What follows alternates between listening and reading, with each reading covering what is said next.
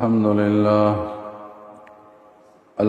لله وكفى وسلام على عباده الذين اصطفى أما بعد فأعوذ بالله من الشيطان الرجيم بسم الله الرحمن الرحيم إنا أرسلناك شاهدا ومبشرا ونذيرا سبحان ربك رب العزة عما يصفون وسلام على المرسلين والحمد لله رب العالمين اللهم صل على سيدنا محمد وعلى آل سيدنا محمد وبارك وسلم. الله رب العزت د انبیاء سلسله د امت د هدایت د پاره مخلوق د هدایت د پاره د آدم علیه السلام نه شروع کړه او محمد رسول الله صلی الله علیه وسلم باندې د انبیاء د سلسله الله رب العزت پای تکمیل تو رسول ختم کړه. نبی علیہ السلام نه پس به اوس تر قیامت پورې بل پیغمبر ناراضي. نبی علیہ السلام خاتم الانبیاء دی او د نبی علیہ السلام امت دا خاتم الامم دا آخرنه امت ته دین پس ببل امت ناراضي او نبی علیہ السلام آخرنه پیغمبر تر قیامت پورې ببل پیغمبر ناراضي به حیثیت پیغمبر او نوی شریعت او نوی دین سره. عیسی علیہ السلام برازي قرب قیامت ته نږدې زمانه کې هغه به د امتی په حیثیت سره راځي د پیغمبر په حیثیت سره به نه راځي نوی شریعت او نوی کتاب بنی دا دغه شعاب د نبی علیہ السلام د شریعت مطابق د اسلام مطابق به زندگی تیری. نو بہرحال اللہ رب العزت نبی علیہ السلام د قریش په خاندان کې په مکه مکرمه کې پیدا کړ. د پلار نوم عبدالله او د مور نوم بی بی آمینه. د بنو زهره قبیله سره تعلق د آمینه بی بی. د عبدالمطلب چې خپل زوی له نکاح کوله حضرت عبدالله له نو دغه وخت عمر د 19 کاله دی او کاهنانو نجومیانو دا خبره مشوره کړې وه چې دا آخرنی پیغمبر به د عبدالمطلب په نسل کې او عبدالله حضرت عبدالله نه به پیدا کېږي. نو ډېرو خلکو دا غوښتله چې دا عبدالله ته د زمونږ لور او خور په نکاح باندې شي.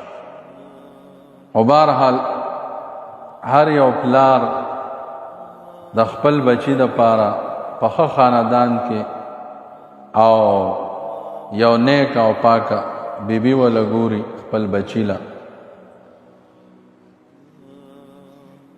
نو دی وجه نه حضرت عبدالمطلب د خپل بچی عبدالله د پاره د بیبي آمینه انتخاب وکړ. د وهب لور وه او د تره نوم یې وهیب و. دا دغه په پرورش کې وه اختیار یې هغه سره و.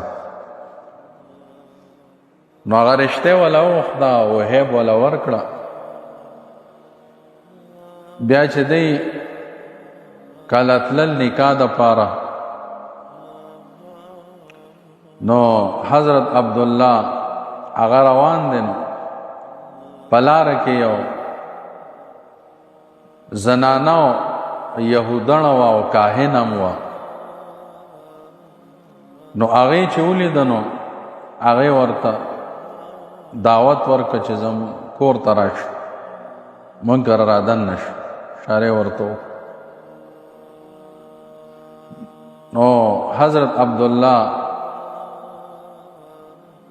هغې طرف ته چې ده نو التفات ونه کو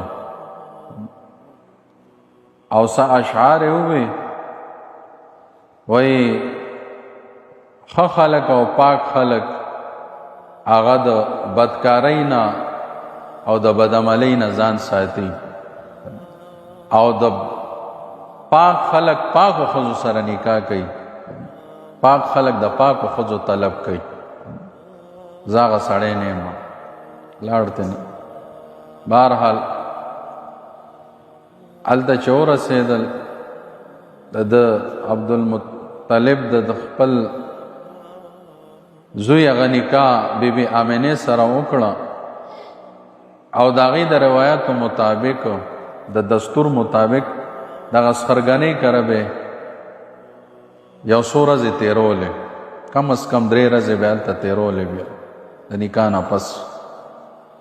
نو حضرت عبدالله 3 ورځې هلته تېرې کړې، د هغې نه پس بیا چې واپس راته نو په لاره کې اکه زنانه یهودنې هغې ورسره بیا ملاقات وشو، کور دروازه کې وه.